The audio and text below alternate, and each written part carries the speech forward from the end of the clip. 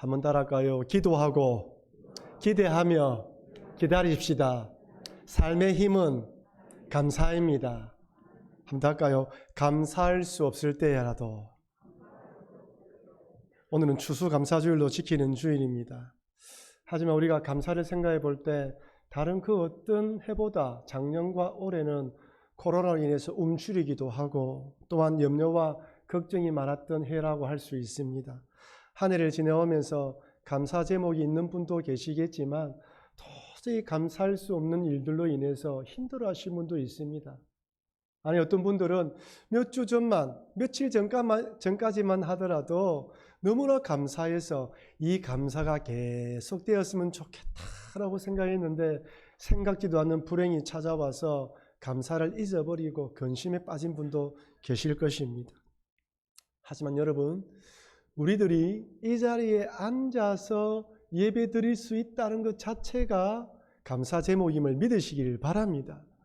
여러분, 병원에 가보거나 또한 장례식장에 가보십시오. 우리가 그렇게 살기 원했던 그 하루, 우리가 일상의 삶, 우리 손으로 밥을 먹고 화장실을 가는 것이 얼마나 은혜인지 알 수가 있습니다.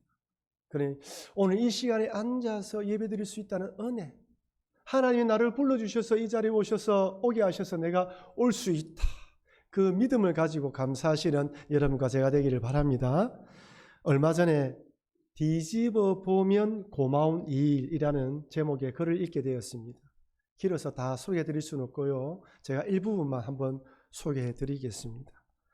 가족 때문에 화나는 일이 있다면 그건 그래도 내 편이 되어줄 가족이 있다는 뜻이고, 쓸고 닦아도 금방 지저분해지는 방 때문에 한숨이 나오면 그건 내게 쉴만한 집이 있다는 뜻이고, 가스 요금이 너무 많이 나왔다면 그건 내가 지난 겨울을 따뜻하게 살았다는 뜻이다. 오늘 하루 무언가가 날 힘들게 한다면 뒤집어 생각해 보자. 그러면 마음이 가라앉을 것이다. 맞는 말이죠. 참 누가 지은지 모르지만 한번 뒤집어 보고 조금만 다르게 생각해 보면 생각 외로 감사할 일이 많고 고마운 일이 많은 것입니다. 하지만 많은 사람들이 이렇게 뒤집어 생각하지 않고 있는 그대로 바라보면서 불평, 불만하는 이유가 무엇일까요? 여러분, 왜 많은 사람들이 감사보다는 원망이 많은 것일까요? 그것은 셈법으로 계산하기 때문입니다. 즉, 이득이 있거나 수치상으로 나아졌을 거나 월급이 오르거나 상여금이 많이 나왔거나 집값이 오르고 주식이 오르면 감사하는 것이에요. 하지만 여러분, 셈법으로 감사하게 되면 수치가 떨어지고 마이너스 되고 남들보다 더 많은 수익을 얻지 못하면 절대로 감사하지 못합니다. 남들이 보기에 저 정도 이익을 얻었다면, 이 정도 삶을 살고 있다면 괜찮은 것이 아닌가라고 하지만 본인은 만족이 되지 않아요. 계산기로 두드려서 감사 제목을 찾으면 한순간 한때는 감사할 수 있지만 지속적으로 감사할 수 없습니다.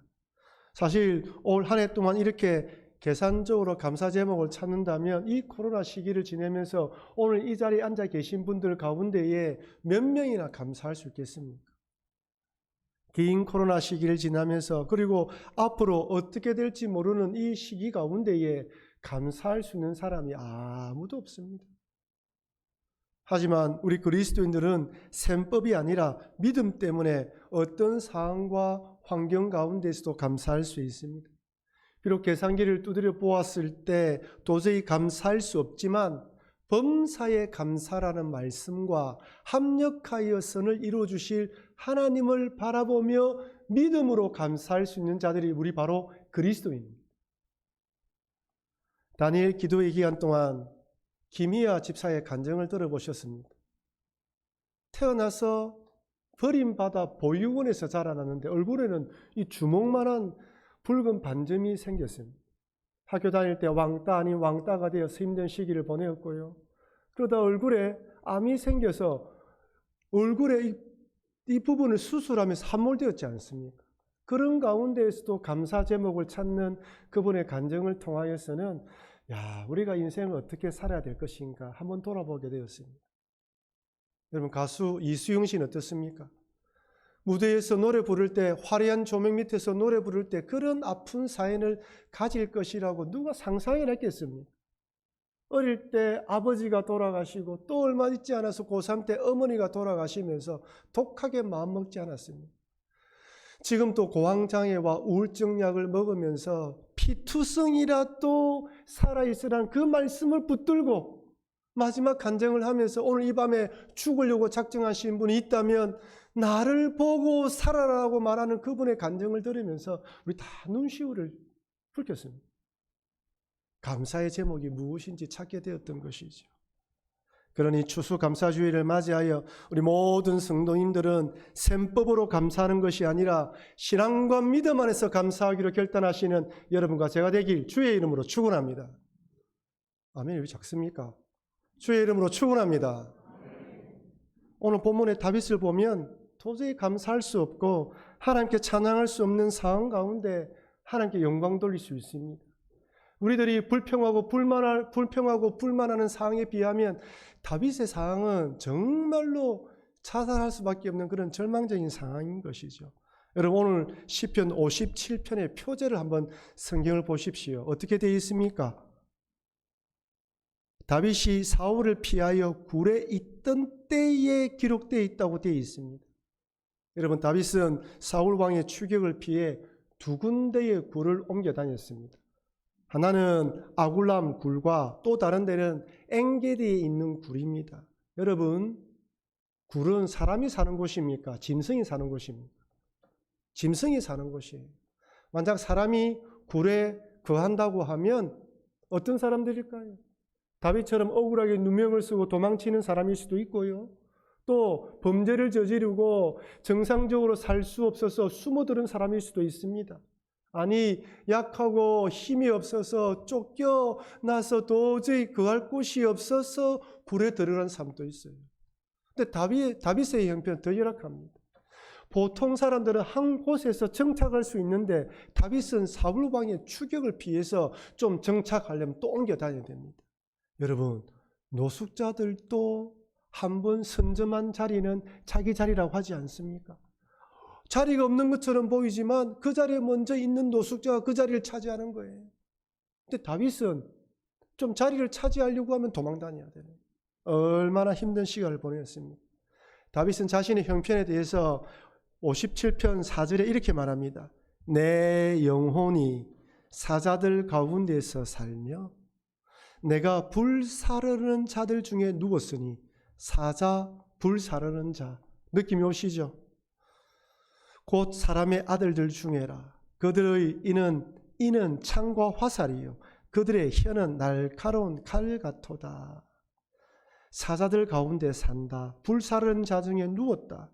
맹수 같은 사울 왕의 창과 화살에 언제든지 공격당할 수 있습니다. 여러분, 6절을 한번 보십시오. 6절에는 뭐라 되어 있습니까? 대적들이 그물을 준비하고 웅덩이를 파고 있다고 합니다. 사자들, 불사르는 자들, 창과 화살, 칼, 그물, 웅덩이란 단어만 들어보아도 다윗이 지금 처한 현실이 어떠한 현실인지 우리는 상상할 수 있습니다. 절박하고 절망적인 상황이죠. 자기의 힘으로 도저히 피할 수 없는, 오직 하나님만 바라볼 수밖에 없는 상황입니다. 아마 오늘 이 자리에 앉아 계신 분들 가운데에 다윗처럼 이런 억울한 일을 당하여서 궁지에 몰리신 분도 계실 것입니다. 시기와 질투로 인해서 한순간에 나쁜 사람으로 낙인 찍혀서 도망 다닐 수밖에 없는 그런 처지에 있는 분도 계실 거예요. 나는 전혀 그런 의도가 아니었는데 본의 아니게 오해와 편견을 받아서 손가락 당하시는 분도 있을 것입니다. 나는 한다고 했는데 결과가 좋지 않아서 못된 사람으로 매도되기도 합니다. 정말 억울한 것이죠. 사실 이런 억울한 일, 불우한 일을 당하게 되면 누구든지 화가 나고 속이 상합니다. 사람에 대한 미움, 조직에 대한 원망, 심지어 하나님에 대해서도 불평과 불만이 생길 수 있습니다. 우리 다니엘기도 수많은 강사님의 말씀을 들을 때 그분들 가운데에 힘든 일이 찾아오니까 하나님, 그래도 믿는다고 믿는데 왜 나에게 이런 어려움을 주십니까? 라며 하면서 하나님께 황변했다고 하는 분도 있지 않습니까? 다 마찬가지예요. 나름대로 11조 생활하고 나름대로 예배드리고 나름대로 봉사했는데 어려움이 찾아오면 하나님에 대한 섭섭함이 찾아오는 것이 인생입니다. 어떤 사람은 이런 세상을 불의한 세상, 공평하지 않는 세상, 공정하지 않는 세상, 정의롭지 않은 세상이라고 정의를 내리고 자기는 피해자라고 생각하면서 그런 사람들과 모아서 세상에 복수하려고 합니다. 옛날에 지존파가 있었죠. 그들은 자기 자신의 비슷한 처지의 사람들을 모아서 선량한 사람들을 납치하고 살해하고 인육을 먹었다고 하지 않습니다. 이렇게 세상에 복수하기도 합니다. 또 어떤 사람은 아예 세상과 등집니다. 이런 세상 내가 안에서 살아봐서 뭐하겠냐. 스스로 불로 파고들어오든지 집안으로 들어오든지 세상과 담을 쌓고 세상을 멀리합니다. 세상을 관계하지 않는 것이죠. 하지만 다윗은 이런 억울한 상황, 힘든 상황, 얼마든지 하나님께 원망할 수 있는 상황 가운데 다윗이 어떻게 합니까? 여러분 1절 말씀을 우리 다 같이 한번 읽어보겠습니다. 하나님이여 내게 은혜를 베푸소서. 내게 은혜를 베푸소서. 내 영혼이 주께로 피하되 주의 날개 그늘 아래에서 이 재앙들이 지나기까지 피하리이다. 아멘이죠. 2절과 3절에 보면 다윗은 주님이 구원해 주실 확신을 가지고 주님을 의지하고 있어요. 그렇게 찬양하고 난 뒤에 오늘 읽었던 4절과 6절에 보면 하나님 내 형편이 어떻습니까?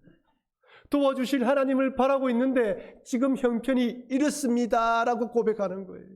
여러분 다윗이 오늘 이 찬양을 부른 것은 평안할 때가 아니라는 거예요. 어렵고 힘들 때 주님을 바라보며 주님을 의지하고 있습니다. 우리가 읽은 성경에서는 은혜를 베푸소서라고 되어 있는데 이전에 살펴보았던 개역 한글 성경에는 긍휼을 베풀어 주소서라고 되어 있어요. 은혜나 긍휼이나 같은 말이죠. 여러분 우리는 하나님의 은혜가 아니면 살아갈 수 없는 존재입니다. 우리는 하나님의 긍휼하심이 없으면 살아갈 수 없는 존재입니다. 다윗은 그것을 알았어요. 하나님을 원망하고 불평할 수밖에 없는 상황이었음에도 불구하고 다윗은 등을 돌린 것이 아니라 오히려 하나님의 은혜를 구하고 긍휼을 구하면서 주의 날개 그늘하게 피하여 이 재앙이 지나기까지 피하겠다고 고백을 합니다. 여러분 여기서 우리는 어떤 교훈을 얻을 수 있습니까? 하나님께서 때로는 우리 인생 가운데에 사울 왕에게 쫓기는 듯한 어려움들을 허락하신다는 거예요. 우리 인생 가운데 그런 어려움이 찾아올 수 있습니다. 그런데 주님은 주의 날개를 펴서 이 재앙이 지나가도록 우리를 숨겨주신다는 거예요. 여러분 다윗은 이런 세상 가운데에 참으로 많은 어려움을 많이 당했지 않습니까? 사울 왕의 추격을 받았지만 나중에는 압살롬의 반란으로 도망치기도 합니다. 대적과의 전쟁 가운데 얼마나 많이 죽을 위기를 당했습니까? 얼마나 많은 비방과 비난과 조롱거리를 당했는지 모릅니다. 그때마다 다윗은 하나님을 원망하기보다 주의 날개 그늘 아래 들어와서 재앙이 지나가지 피하겠다라고 기도했던 것입니다. 여러분 세상은 참으로 불공평한 곳입니다. 절대로 공정하지 않아요. 짓궂은 운명이 장난질 치는 곳이며 때론 가혹하고 냉혹한 곳이 세상입니다. 굽이 도는 것이 인생길이라 말하지 않습니다.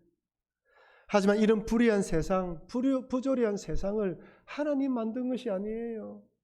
오히려 우리 인간들이 선악과를 따먹고 난 후 원죄를 저지른 이후부터 우리 마음속에서 내가 주인 되어 내 뜻대로 살기 위하여 탐욕과 정욕에 따라 살아가면서 온 세상이 엉망이 되었습니다. 그래서 얼마든지 살아가면 이런 억울한 일을 당할 수 있다는 거예요. 이때 주의 은혜와 긍휼을 구하고 주의 날개 안에 피해야 됩니다. 히브리서 4장 16절에서는 이렇게 권면합니다. 우리 같이 읽어보겠습니다. 그러므로 우리는 긍휼하심을 받고 때를 따라 돕는 은혜를 얻기 위하여 은혜의 보좌 앞에 담대히 나아갈 것이니라. 아멘이죠. 다윗이 주의 날개 아래 피하는 것처럼 신약의 히브리 저자는 은혜의 보좌 앞에, 때를 따라 돕는 은혜를 얻기 위하여 은혜의 보좌 앞에 나오라고 말씀합니다. 여러분, 우리가 할 수 있는 일, 어려움을 당했을 때 할 수 있는 것은 원망하고 불평하는 것이 아니라 은혜와 긍휼을 베풀어 주실 하나님, 때를 따라 돕는 은혜를 주실 하나님을 바라보며 나아가야 하는 것입니다. 그러니 혹시 인생길 살아가는 동안 다윗 같은 억울한 일을 만난다 할지라도 다윗처럼 은혜를 구하고 긍휼을 구하면서 하나님께 나아오셔서 재앙을 피하시는 여러분과 제가 되길 주의 이름으로 축원합니다. 근데 여러분, 여기서 중요한 것은 다윗은 이 어려운 상황을 인간적인 방법으로 풀려고 하지 않았다는 사실입니다. 사실 이 시편은 다윗이 엔게디 계곡에 굴에서 지은 것으로 추정합니다. 사울 왕은 다윗이 엔게디 계곡에 있다는 소문을 듣고 정예 군대 3,000명을 거느리고 잡으러 오죠. 이때 다윗이 엔게디 계곡인 한 굴에 숨어들었습니다. 근데 다윗이 갑자기 화장실, 용변이 보고 싶어서 다윗이 숨어있는 굴에 숨어 들어왔습니다.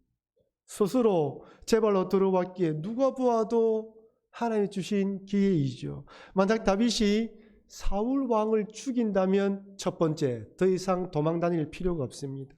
두 번째, 하나님께 도움을 구하고 은혜를 구할 필요가 없습니다. 주의 날개 아래 숨어달라고 기도할 필요가 없어요. 불행 끝 행복 시작인 것이죠. 하지만 다윗은 이것을 기회로 생각하지 않고 오히려 위기로 받아들이고 다윗 사울 왕을 살려줍니다. 사무엘상 24장 10절 말씀 우리 같이 한번 읽어보겠습니다. 오늘 여호와께서 굴에서 왕을 내 손에 넘기신 것을 왕이 아셨을 것이니이다. 어떤 사람이 나를 권하여 왕을 죽이라 하였으나 내가 왕을 아껴 말하기를 나는 내 손을 들어 내 주를 해하지 아니하리니 그는 여호와의 기름 부음을 받은 자이기 때문이라 하였나이다. 다윗은 사울에게 팩트 두 가지를 이야기합니다. 첫째, 여호와께서 굴에서 당신을 내 손에 넘겼다. 맞죠? 두 번째, 내 부하가 당신을 죽이라고 이야기했다. 그런데 다윗은 그것을 믿음으로 재해석해서 여호와의 기름 부음 받았기 때문에 나는 당신을 죽이지 않았다라고 이야기를 합니다. 여러분, 다윗도 인간이지 않을까요? 사울 왕이 굴에 들어와서 무방비 상태로 있을 때 다윗의 마음이 어떤 마음이 들었을까요? 아마 이 사울 왕을 보는 순간 그동안의 고생이 주마등처럼 지나가실 수도 있습니다. 그 억울함과 서러움들이 폭발할 수도 있는 거예요. 아니, 이성적으로 생각해 보아도 사울 왕을 지금 살려준다고 할지라도 사울의 광기를 알기 때문에 다시 자기를 쫓아올 것을 잘 알았습니다. 감정적으로, 이성적으로 사울 왕을 죽여야 되는 이유가 많이 있는 거예요. 수십 가지 이유가 있었지만 단 한 가지, 하나님의 기름 부음 세운 왕이기 때문에 죽이지 않았다고 이야기를 합니다. 여러분, 객관적으로 또한 논리적으로 생각해 볼 때 다윗이 사울을 죽여야 되는 이유가 더 많습니다. 저는 고민이 되었습니다. 왜 기름 부었다라고 죽이지 않았을까? 어디서 이런 믿음이 생겼을까? 여러분, 다윗은 어떻게 이런 믿음을 가지게 되었을까요? 과연 이 믿음은 어디를 근거로 하고 있는 것일까요? 그것은 다윗이 사무엘을 통하여 기름 부음을 받았기 때문입니다. 기름 부음 받아서 비록 사울 왕의 추격을 피해서 도망 다니는 신세가 되었지만 하나님이 나를 기름 부어 세웠다면 하나님의 방법으로 나를 왕으로 인도하여 주실 것을 믿었던 거예요. 만약 하나님이 나를 왕으로 세워준다면 설령 하나님께서 사울 왕을 또한 기름 부어 세웠기 때문에 하나님께서 하나님 방법으로 해결해 주실 것을 믿었던 거예요. 얼마든지 인간적인 방법으로 해결할 수 있지만 자기가 기름 부음 받았기 때문에 그 하나님이 그렇게 세운 왕을 알아서 할 것이라는 믿음을 가졌던 것입니다. 우리도 다윗처럼 억울한 일을 당하다 보면 얼마든지 인간적인 방법, 세상적인 방법에 따라 행동하고 싶을 생각이 들 때가 많습니다. 너무 억울하고 분해서 감정 조절이 되지 않은 것이죠. 하지만 하나님께서 태초 전부터 나를 구원하기 위해 선택하셨고 성령의 기름 부음, 성령으로 인치심으로 하나님 백성 삼아 주셨습니다. 이렇게 구원해 주셨다면 하나님께서 내 인생 책임져 주시고 하나님 방법대로 인도해 준다는 것을 믿으시기를 바랍니다. 여러분, 신명기는 모세가 출애굽한 2세대 이스라엘 백성들에게 주는 세 편의 설교 내용입니다. 어떤 내용일까요? 기억하라. 하나님을 기억하라. 잊지 말란 내용입니다. 선조대 너희 부모들이 불신하는 것을 기억하고 하나님의 도움을 기억하라는 내용입니다. 어떠한 일이 있더라도 하나님을 바라보라는 것이죠. 가나안 땅에 들어갈 때도 주를 바라보라는 것이 이 신명기의 내용입니다. 특별히 신명기 31장 6절에 모세는 이렇게 말합니다. 우리 같이 한번 읽어보겠습니다. 너희는 강하고 담대하라. 두려워하지 말라. 그들 앞에서 떨지 말라. 이는 내 하나님 여호와 그가 너와 함께 가시며 결코 너를 떠나지 아니하시며 버리지 아니하실 것임이라 하고, 한번 따라할까요? 강하고 담대하라. 두려워하지 말라. 내 하나님 여호와가 너를 떠나지 아니하시며 버리지 아니하신다. 잊지 말라는 거예요, 여러분. 살아가다 다윗처럼 쫓기는 시세 된다 하더라도 하나님이 나와 함께 하시고 도와주신다. 그러니 인간적인 방법, 세상적인 장깨, 술수 서지 말고 주님의 은혜를 구하고 주님의 도움을 바라라는 것입니다. 아무리 기도해도 아무런 일이 일어나지 않는 것처럼 생각된다 할지라도 묵묵하게 하나님의 뜻을 구하십시오. 그러면 하나님께서 하나님 때에 기가 막힌 신기한 방법으로 역사하여 주실 것입니다. 이렇게 하나님의 은혜, 긍휼을 구하던 다윗이 이렇게 결단하며 찬양합니다. 시편 57편 7절 같이 읽겠습니다.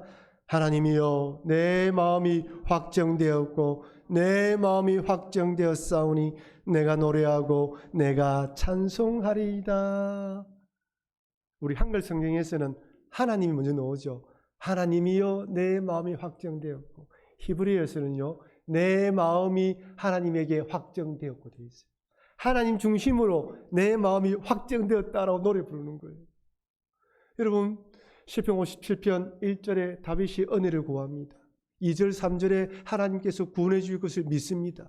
4절에 자신의 형편을 구합니다. 나를 죽이려고 합니다. 6절에 거물을 친다고 이야기를 합니다. 그리고 7절, 그리고 오늘 이 7절에서는 다윗이 내 마음이 확정되었다고 고백합니다. 어떻게 이런 고백이 나왔을까요? 자신의 어려운 형편을 두고 하나님을 바라보며 의지하고 있을 때 하나님께서 은혜를 주신 거예요. 그 은혜를 받으면서 현재에 있는 어려움보다 도와주실 하나님을 의지하겠다라고 결단하는 믿음이 생긴 것입니다. 그래서 하나님, 이제부터 어떠한 일이 있더라도 비록 사울 왕에 쫓겨다닌다 하더라도 내 마음이 하나님 중심으로 하나님만 바라보며 확정하겠습니다라고 결단하는 것입니다.